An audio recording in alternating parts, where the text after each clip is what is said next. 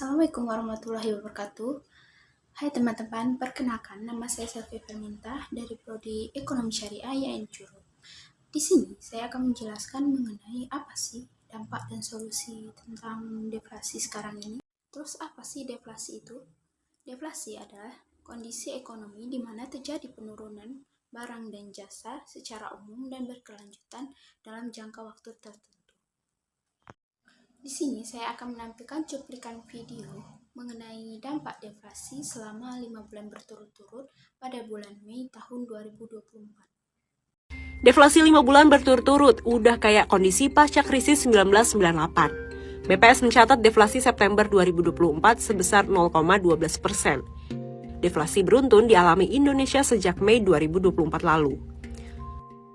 Menurut PLT Kepala BPS Amalia Widyasanti, RI juga pernah alami deflasi berkepanjangan 7 bulan berturut-turut pada Maret sampai September 1999. Tapi itu karena sebelumnya inflasi meroket, harga-harga barang turun kembali ke normal.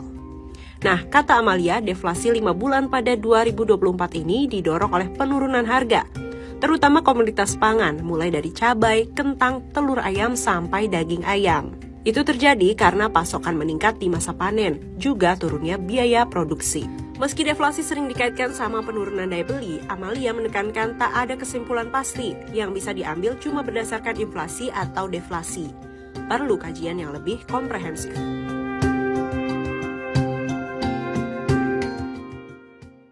Nah, dari video tersebut kita bisa melihat bagaimana buruknya dampak dari deflasi ini. Di sini juga saya sudah melakukan riset atau wawancara kepada pedagang UMKM bagaimana dampak deflasi ini terhadap para pedagang. Berikut hasil wawancaranya. Perkenalkan, nama saya Selvi Permintah. Saya ini mahasiswa YN Curug.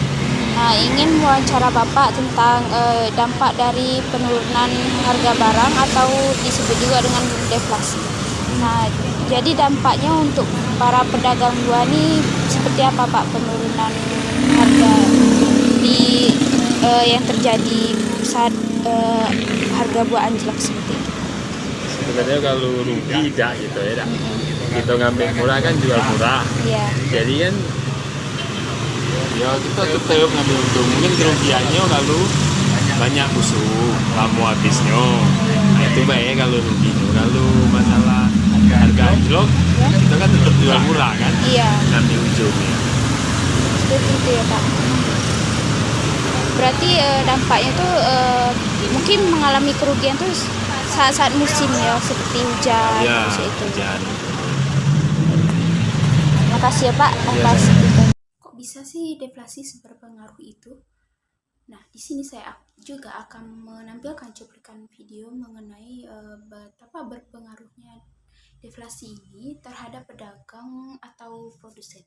Kok bisa kalau deflasi harga-harga banyak yang turun berlebihan itu jelek? Jadi gini, kalau lu mau ngelihat kondisi ekonomi secara luas, lu nggak bisa ngelihat dari pihak lu doang sebagai konsumen yang sukanya nyari diskonan dan jalalatan kalau ada buy one get one. Lu juga harus ngelihat dari sisi produsen, kan barang yang kita beli itu penghasilannya orang lain. Kalau deflasi, harga-harga barang yang dijual turun, ya penghasilannya orang lain juga turun. Jadi siklusnya tuh gini, daya beli turun, transaksi jadi sepi, penjual nurunin harga, pemilik usaha jadi rugi, PHK, pengangguran, daya beli makin turun, transaksi tambah sepi, dan seterusnya. Kalau siklus ini nggak ditanganin bisa berujung resesi. Paling parah itu kalau deflasinya udah menyangkut kebutuhan pokok. Takutnya karena penghasilannya menurun, petani-petani jadi malas kerja. Kalau petani malas kerja jadi nggak ada bahan pokok yang dihasilin. Kalau nggak ada bahan pokok yang dihasilin, ya lu sama gua puasa, bukannya pakai air putih doang. Jadi cara mencegah biar nggak deflasi berlebihan gimana?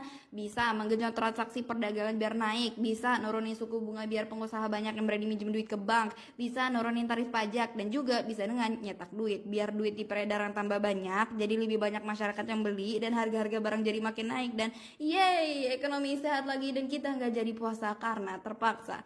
Jadi itu penjelasan simpelnya tentang deflasi. Follow dan share everybody. Di cuplikan video sebelumnya kan hanya menjelaskan definisi deflasi secara umum. Lalu bagaimana secara pandangan ekonomi Islam? Jadi, dampak deflasi dalam ekonomi Islam yaitu yang pertama, penurunan pendapatan umat. Deflasi menyebabkan pendapatan umat menurun, sehingga mengurangi kemampuan mereka untuk membayar zakat dan sedekah.